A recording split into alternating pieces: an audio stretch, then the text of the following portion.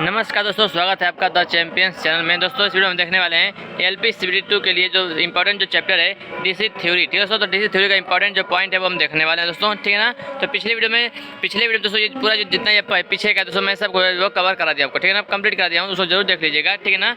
और फ्रेंड्स अगर इसका PDF चाहिए दोस्तों तो PDF के लिए जो है आप मेरे कॉन्टैक्ट नंबर पर मैसेज करेगा, व्हाट्सएप नंबर पर 9889792600 पर मात्र 25 रुपये में आपको जो है इसका PDF मिल जाएगा। ठीक है दोस्तों, तो हर एक चैप्टर का इंपॉर्टेंट पॉइंट के बारे में इसमें दिया गया है। तो आइए दोस्तों शुरू करते हैं। ठीक है, तो पहला पॉइंट है विद्युत धारा प्रवाह के लिए तैयार किया गया बंद एवं पूर्ण मार्ग परिपथ कहलाता है। ठीक है, तो परिपथ केवल कहते हैं, यानी सर्किट किसे कहते हैं इसका परिभाषा दिया गया है कि विद्युत धारा प्रवाह के लिए तैयार किया गया बंद एवं पूर्ण मार्ग क्या कहलाता है, परिपथ कहलाता है। तो गुण के आधार पर परिपथ 4 प्रकार के होते हैं, याद रखिएगा। बंद परिपथ, खुला परिपथ, लघु परिपथ और लीकेज परिपथ। ठीक है ना। तो खुला परिपथ में धारा का मान 0 होता है और प्रतिरोध का मान अनंत होता है। तो एक एक पॉइंट बहुत ही इंपॉर्टेंट है दोस्तों। ठीक है ना। अगला पॉइंट लघु शॉर्ट परिपथ में, लघु शॉर्ट यानी कि शॉर्ट परिपथ में धारा प्रवाह का मान अनंत होता है तथा प्रतिरोध का मान जो है वो 0 होता है। ठीक है ना। आइए आगे दोस्तों अगला पॉइंट देखते हैं हम। देखिए, ऐसे परिपथ में लीकेज करंट का मान परिपथ की कुल करंट के 1/5000 में अंश से अधिक नहीं होना चाहिए। डीसी परिपथ में लीकेज करंट का मान परिपथ की कुल जो है करंट के 1/2000 में अंश से अधिक नहीं होना चाहिए। ठीक है फ्रेंड्स, तो यानी कि एसी परिपथ में जो है 1/5000 में अंश से और डीसी परिपथ में जो है 1/2000 में अंश से अधिक नहीं होना चाहिए। ठीक है। अगला पॉइंट है जॉर्ज साइमन ओम ने धारा, वोल्टेज तथा प्रतिरोध के संबंध में एक नियम स्थापित किया जो ओम का नियम कहलाता है। ओम के नियम के अनुसार किसी प्रतिरोधक के सिरों पर पैदा होने वाला विभवांतर उस प्रतिरोध में से प्रवाहित होने वाली विद्युत धारा के समानुपाती होता है, यानी कि V/I। ठीक है ना। ओम का नियम AC तथा DC दोनों पर लागू होता है। ओम का नियम AC पर Z/R यानी कि इम्पीडेंस बराबर प्रतिरोध होने पर लागू होता है। Z/R रेजोनेंस परिपथ के कारण होता है। XL/XC। किसी चालक का प्रतिरोध उसकी लंबाई के समानुपाती होता है, R/L। किसी चालक का प्रतिरोध उसके अनुप्रस्थ काट क्षेत्रफल के समानुपाती होता है, R/1/A, यानी कि R/1/A होता है। किसी चालक का प्रतिरोध तापमान के समानुपाती होता है और चालक पदार्थ का प्रतिरोध तापमान के बढ़ने के बाद घटता है। ठीक है। 1 सेंटीमीटर लंबे तथा 1 वर्ग सेंटीमीटर कटाच क्षेत्रफल वाले टुकड़े का प्रतिरोध जो है विशिष्ट प्रतिरोध कहलाता है। विशिष्ट प्रतिरोध का प्रतीक जो है रो तथा मात्रक जो है ओम सेंटीमीटर होता है। ठीक है ना। MKS प्रणाली में ओम मीटर होता है। किसी चालक पदार्थ के प्रतिरोध मान में 1 सेल्सियस तापमान परिवर्तन से होने वाली वृद्धि या कमी का पदार्थ का ताप गुणांक कहलाता है। ताप गुणांक का प्रतीक अल्फा तथा मात्रक जो है प्रति डिग्री सेल्सियस होता है। श्रेणी में कुल प्रतिरोध का मान परिपथ में लगे अधिक मान वाले प्रतिरोध से भी अधिक होता है। और सबसे इम्पोर्टेंट पॉइंट, समांतर में कुल प्रतिरोध का मान सबसे कम मान वाले प्रतिरोध से भी कम होता है। ठीक है। श्रेणी में लगे सभी प्रतिरोधकों में विद्युत धारा बहने वाली धारा का मान समान रहता है, यानी कि श्रेणी में लगे सभी प्रतिरोधकों में जो है जो बहने वाली धारा का मान होता है वो सब में समान होता है। समांतर में लगे सभी प्रतिरोधकों में धारा का मान अलग अलग होता है। श्रेणी में प्रतिरोध जोड़ने पर प्रतिरोध का मान बढ़ता है, कुल प्रतिरोध का मान बढ़ता है, और श्रेणी में प्रतिरोध जोड़ने पर कुल विद्युत धारा का मान घटता है। ठीक है। आइए आगे बढ़ते हैं। समांतर में प्रतिरोध जोड़ने पर जो है कुल प्रतिरोध का मान घटता है। समांतर में प्रतिरोध जोड़ने पर कुल विद्युत धारा का मान बढ़ता है। समांतर में प्रतिरोध जोड़ने पर चालकता का धारा मान बढ़ता है। ठीक है। सभी इंपॉर्टेंट पॉइंट सारे। श्रेणी में प्रतिरोध जोड़ने पर चालकता का मान घटता है। चालकों के संगम पर विद्युत धाराओं का बीजगणितीय योग 0 होता है। इसको हम क्या कहते हैं, KCL कहते हैं, किरचॉफ करंट लॉ कहते हैं। किरचॉफ के धारा नियम को नोड बिंदु संगम संधि का नियम भी कहते हैं। व्हीटस्टोन सेतु का उपयोग अज्ञात मान वाले प्रतिरोध का मान ज्ञात करने के लिए किया जाता है। याद रखिएगा, व्हीटस्टोन सेतु का उपयोग जो है अज्ञात मान वाले प्रतिरोध का मान ज्ञात करने के लिए किया जाता है। फ्यूज को परिपथ में श्रेणी क्रम में लगाया जाता है। किरचॉफ के वोल्टेज नियम को मेश का नियम भी कहते हैं। प्रतिरोध मान अंकन में प्रतिरोधक की तीसरी पट्टी का रंग गुणक जो रंग है वो जो तीसरी पट्टी का रंग है वो गुणक को और चौथी पट्टी का रंग जो है सहन सीमा को प्रदर्शित करता है। ठीक है। सारे इंपॉर्टेंट पॉइंट दोस्तों बहुत इंपॉर्टेंट है। आइए अब रासायनिक सेल के बारे में देख लेते हैं। ऐसा विलयन जिसमें से विद्युत धारा प्रवाहित करने पर उसकी संरचना परिवर्तित हो जाए इलेक्ट्रोलाइट कहलाता है। जिस पात्र में वैद्युतिक अपघटन की क्रिया संपन्न की जाती है वोल्टामीटर कहलाता है। फैराडे के वैद्युतिक अपघटन के प्रथम नियम के अनुसार इलेक्ट्रोड पर मुक्त हुए पदार्थ का द्रव्यमान विलयन में प्रवाहित की गई विद्युत धारा की मात्रा के समानुपाती होता है। द्वितीय नियम के अनुसार विभिन्न इलेक्ट्रोड पर मुक्त हुए पदार्थों का द्रव्यमान उनके रासायनिक तुल्यांक के अनुक्रमानुपाती होता है। सेल विद्युत धारा के रासायनिक प्रभाव पर कार्य करते हैं। आयन दो प्रकार के होते हैं, धनायन और ऋणायन। और किसी पदार्थ पर क्षण रोधित धातु की परत चढ़ाना विद्युत रंजन कहलाता है। विद्युत रंजन की जाने वाली वस्तु की चिकनाई को दूर करने के लिए रेत से साफ करके कास्टिक सोडा के घोल में डाला जाता है। बहुत इंपॉर्टेंट पॉइंट है, ठीक है ना। धातु शोधन करते समय शुद्ध धातु का कैथोड तथा अशुद्ध धातु को एनोड के रूप में प्रयोग करते हैं। वो मोस्ट इंपॉर्टेंट पॉइंट है कि धातु शोधन करते समय शुद्ध धातु को कैथोड बनाया जाता है और अशुद्ध धातु को एनोड के रूप में जो है हम प्रयोग में लाते हैं। दोस्तों, तो अगर आपने पीडीएफ अभी तक नहीं लिया तो पीडीएफ जरूर लीजिएगा, क्योंकि बहुत सारे लोगों ने जो है इसका पीडीएफ ले रखा है पहले से दोस्तों, ठीक है ना। मेरे से बहुत लोगों ने जो फ्रेंड्स इसको ले लिया है, ठीक है फ्रेंड्स। तो अगर आप भी हर चैप्टर का इंपॉर्टेंट पॉइंट्स देखना चाहते हैं वन लीनियर में तो ले लीजिएगा, बहुत ही फायदेमंद करेगा, ठीक है ना। अगला क्वेश्चन है, देखिए क्वेश्चन है मतलब वन लीनियर है। डीसी विद्युत धारा पर कार्य करने वाला संधारित्र जो कैपेसिटर है वो इलेक्ट्रोलाइटिक होता है। जिन सेलों में रासायनिक क्रियाओं के फलस्वरूप विद्युत वाहक बल विकसित होता है प्राथमिक सेल कहलाता है। वोल्टाइक सेल में कांच के पात्र में तनुगंधक का अम्ल H2SO4 इलेक्ट्रोलाइट के रूप में तथा तांबे की छड़ एनोड और जस्ते की छड़ जो है वो कैथोड के रूप में प्रयोग करते हैं, ठीक है। स्थानीय क्रिया दोष में जस्ते के कार्बन के कण अम्ल तथा जस्ते के साथ मिलकर स्थानीय सेलों का निर्माण करते हैं। अगर आप देखते हैं, जस्ते पर पारे की परत चढ़ाना अमलगेशन कहलाता है। ध्रुवाच्छादन दोष में तांबे के चारों ओर हाइड्रोजन के बुलबुले एकत्र हो जाते हैं।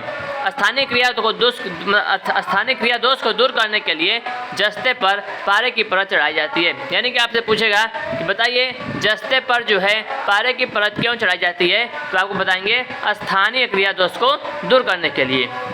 ध्रुवाच्छादन दोष को दूर करने के लिए एनोड के चारों ओर मैग्नीज डाइऑक्साइड MnO2 का प्रयोग करते हैं, जिससे हम क्या कहते हैं, विध्रुवक कहते हैं, ठीक है ना। कौन से दूर करने के लिए, ध्रुवाच्छादन दोष को दूर करने के लिए। अगला है वोल्टाइक सेल का विद्युत वाहक बल जो है 1.08 वोल्ट होता है, याद रखिएगा।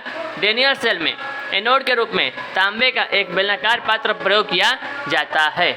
डेनियल सेल में इलेक्ट्रोलाइट के रूप में तनुगंधक अम्ल H2SO4 का प्रयोग किया जाता है, जिसमें कैथोड के रूप में जस्ते की छड़ स्थापित करते हैं। डेनियल सेल में ध्रुवाच्छादन दोष को दूर करने के लिए कॉपर सल्फेट का प्रयोग किया जाता है तथा इसका विद्युत वाहक बल का मान जो है 1.1 वोल्ट होता है। तो डेनियल सेल का 1.1 होता है और वोल्टाइक सेल का 1.08 होता है, ठीक है दोस्तों। यानी कि डेनियल सेल का जो वोल्टेज का मान है वो वोल्टाइक सेल से अधिक होता है, ठीक है ना, 0.98 वोल्ट अधिक होता है, ठीक है फ्रेंड्स। आगे बढ़ते हैं। प्रयोगशालाओं में स्थिर वोल्टेज प्रदान करने के लिए डेनियल सेल का प्रयोग करते हैं। पूछेगा आपसे कि प्रयोगशालाओं में लेबोरेटरीज में जो है स्थिर कांस्टेंट वोल्टेज जो है प्रदान करने के लिए कौन सा सेल का प्रयोग करते हैं, तो डेनियल सेल का प्रयोग हम करते हैं।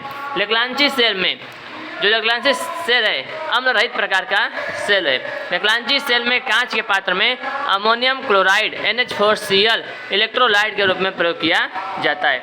लेक्लांची सेल में एनोड के रूप में कार्बन की छड़ तथा कैथोड जस्ते का बना होता है, ठीक है। लेक्लांची सेल में कार्बन के चारों ओर MnO2 भरा जाता है जो विध्रुवक का कार्य करता है। डेनियल सेल का आंतरिक प्रतिरोध 2 से 6 ओम तक होता है, ठीक है ना। आंतरिक प्रतिरोध होता है कितना, 2 से 6 ओम होता है, ठीक है ना। आइए आगे बढ़ते हैं। लेक्लांची सेल का जो विद्युत वाहक बल है वो 1.46 वोल्ट होता है तथा आंतरिक प्रतिरोध 1 से 5 ओम तक होता है। शुष्क सेल अथवा कार्बन जिंक सेल में कैथोड एक जस्ते का पात्र होता है जिसमें electrolyte ammonium chloride zinc chloride व प्लास्टर ऑफ पेरिस का जो लुगदी भरा जाता है। शुष्क सेल में कार्बन यानी कि जो एनोड होता है कि चारों ओर मोटे कपड़े की थैली में manganese dioxide carbon ammonium chloride तथा जिंक क्लोराइड का मिश्रण जो है वह विध्रुवक के रूप में प्रयोग में लाया जाता है, ठीक है। मरकरी सेल में मरकरी सेल में मरकरी ऑक्साइड विद ध्रुवक पोटेशियम हाइड्रोक्साइड इलेक्ट्रोलाइट के रूप में प्रयोग किया जाता है। लेड एसिड सेल में क्या होता है, उसमें धन प्लेटों की संख्या ऋण प्लेटों की संख्या से एक कम होती है, यानी कि जो धन प्लेट होते हैं, जो पॉजिटिव प्लेट होते हैं, उनकी संख्या ऋण प्लेटों की संख्या से एक कम होती है, ताकि धन प्लेट दोनों ओर से कार्य कर सके। धनात्मक पट्टी दो प्रकार की होती है, पहला होता है प्लांटे पट्टियाँ, दूसरा होता है फारे पट्टियाँ। ठीक है, लेड एसिड सेल में दोनों प्लेटें शीशे की जालियों से बनी होती हैं, जिनमें लेड जो है नहीं Pb3O4 लुकदी जमा दी जाती है। लेड एसिड सेल की धारिता पट्टियों की संख्या और पट्टियों का क्षेत्रफल सक्रिय पदार्थ अपघटन की सांद्रता पर निर्भर करती है। जो लेड एसिड सेल है उसकी जो धारिता होती है वो किस पर डिपेंड करती है, पट्टियों की संख्या पर, पट्टियों के क्षेत्रफल पर, ठीक है, और सक्रिय पदार्थ पर अपघटन की सांद्रता पर जो है निर्भर करती है। सीसा तेजाब यानी लेड एसिड सेल में निम्न दोष होते हैं। कौन कौन से दोष होते हैं, तो पहला है सेंडिमेंटेशन दोष यानी कि आंशिक लघु पतन, दूसरा है कोरोजन दोष यानी कि इसे बोलते हैं संक्षारण दोष, तीसरा है बकलिंग, इसे कहते हैं व्यांकचन दोष, चौथा होता है सल्फेशन, इसे कहते हैं दृढ़ गंधकत्व। ठीक है, अति आवेशन तथा निरावेशन अनुपयुक्त विद्युत अपघट तथा ताप के कारण जो है इलेक्ट्रोड के मुड़ जाने को बकलिंग कहते हैं। ठीक है ना, यानी कि याद रखिएगा इलेक्ट्रोड के मुड़ने को हम बकलिंग दोष कहते हैं। ठीक है, बैटरी के लंबे समय तक डिस्चार्ज अवस्था में पड़े रहने से सल्फेशन दोष होता है। तो पूछेगा आपसे, बताइए अगर हम बैटरी को 1-2 साल के लिए रख दें बिना इसको यूज किए तो उसमें कौन सा दोष हो जाएगा, तो सल्फेशन दोष हो जाएगा। ठीक है ना, डिस्चार्ज रखेंगे तब। सल्फेशन दोष युक्त बैटरी को लंबे समय तक निम्न विद्युत धारा पर चार्ज करना बिंदु श अथवा ट्रिकल चार्जिंग कहलाता है। यानी कि दोस्तों अगर उसमें जो है सल्फेशन दोष हो गया है तो उसको हम क्या करेंगे, जो है लंबे समय तक निम्न धारा से उसको चार्ज करेंगे। ठीक है ना, तो उसको हम कहते हैं ट्रिकल चार्जिंग कहते हैं। लेड एसिड बैटरी को 6 एम्पियर से अधिक आवेशित तथा 30 एम्पियर से अधिक निरावेशित नहीं करना चाहिए। पूर्ण आवेशित अवस्था में लेड एसिड सेल का विद्युत वाहक बल जो है वो 2.2 वोल्ट होता है, 2.2 वोल्ट प्रति सेल होता है तथा लोड से संयोजित करने पर 2 वोल्ट प्रति सेल होता है।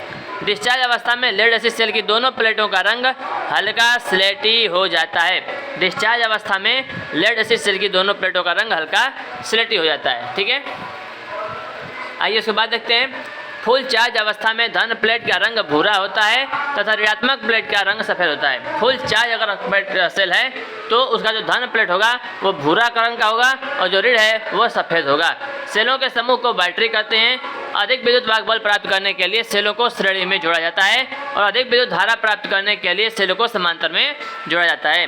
अधिक विद्युत वाहक बल तथा विद्युत वाहक बल मतलब अधिक विद्युत धारा प्राप्त करने के लिए तथा अधिक विद्युत वोल्टेज भी प्राप्त करना है। अगर आपको दोनों जो है अधिक प्राप्त करना है, धारा भी आपको अधिक चाहिए और वोल्टेज भी आपको अधिक चाहिए, तो आपको मिश्रित क्रम में जोड़ना पड़ेगा। बिना लोड संयोजित किए सेल के टर्मिनलों के मध्य नापा गया जो विद्युत वाहक बल स्रोत विद्युत वाहक बल कहलाता है। ठीक है ना, सेल को लोड से संयोजित करने पर उसके टर्मिनलों पर नापा गया विद्युत वाहक बल लोड विद्युत वाहक बल कहलाता है। यानी कि एक होता है सोर्स विद्युत वाहक बल, एक होता है लोड विद्युत वाहक बल। ठीक है, अगर लोड कनेक्ट नहीं है तो उसको हम सोर्स विद्युत वाहक बल कहेंगे, लोड कनेक्ट हो गया तो उसको लोड ईएमएफ कहेंगे। ठीक है, लोड विद्युत वाहक बल का मान सदैव स्रोत विद्युत वाहक बल से कम होता है। इसका कारण है सेल का आंतरिक प्रतिरोध। किसी सेल का वह प्रतिरोध जो उसमें से होने वाले विद्युत धारा प्रवाह का विरोध करता है आंतरिक प्रतिरोध कहलाता है।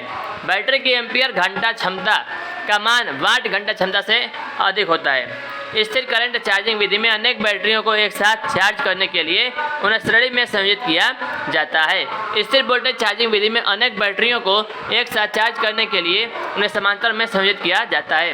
बैटरी की चार्ज अवस्थाओं की जांच hydrometer, high rate cell tester तथा बैटरी से निकलने वाले बुलबुले को देखकर कर सकते हैं। किसी वस्तु का घनत्व और 4 डिग्री सेल्सियस वाले जल के घनत्व का अनुपात अपेक्षित घनत्व कहलाता है। तो पूछेगा आपसे कि अपेक्षित घनत्व क्या होता है, तो किसी वस्तु का द्रव्यमान नहीं घनत्व, किसी वस्तु का घनत्व बटा 4 डिग्री सेल्सियस पर जल का घनत्व। ठीक है, तो उसको क्या कहेंगे, अपेक्षित घनत्व कहेंगे।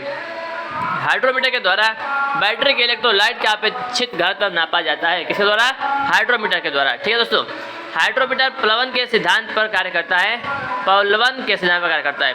बैटरी का फुल चार्ज अवस्था में इलेक्ट्रोलाइट का जो है कितना होता है, जो घनत्व होता है, अपेक्षित घनत्व होता है 1.25 से 1.28 होता है, या कह सकते हैं 1250 से 1280 होता है।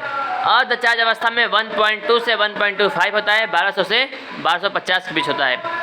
डिस्चार्ज अवस्था में 1.18 से 1.15 यानी कि 1180 से 1150 के बीच में होता है। लेड एसिड सेल में इलेक्ट्रोलाइट का स्तर प्लेटों से 10 से 15 mm होना चाहिए। टॉपिंग अप कराता है, ठीक है, इसको आप क्या कहते हैं, टॉपिंग अप कहते हैं, ठीक है। चलिए दोस्तों, यहाँ तक पूरा जो है हमारा खत्म हो गया, डीसी वाला भी खत्म हो गया दोस्तों, ठीक है ना। पूरा मैंने आपको पूरा डीसी खत्म कर दिया और यहाँ पे रासायनिक सेल भी खत्म कर दिया, ठीक है दोस्तों। तो कैसा लगा आपको वीडियो कमेंट करके जरूर बताइएगा। आप पहली बार आए दोस्तों चैनल को सब्सक्राइब करेगा। पीडीएफ चाहिए तो पीडीएफ में कॉन्टैक्ट करेगा 9889792600 पर। ठीक फ्रेंड्स, मात्र 25 रुपये में आपको ये पूरा पीडीएफ आपको दे दिया जाएगा। हर चैप्टर का आपको 1 लाइनर क्वेश्चन इंपॉर्टेंट पॉइंट्स आपको मिल जाएंगे दोस्तों। ठीक friends, thank you so much video को देखने के लिए, बहुत बहुत धन्यवाद। मिलते हैं आपसे अगले वीडियो में। जय हिंद, जय भारत, वंदे मातरम।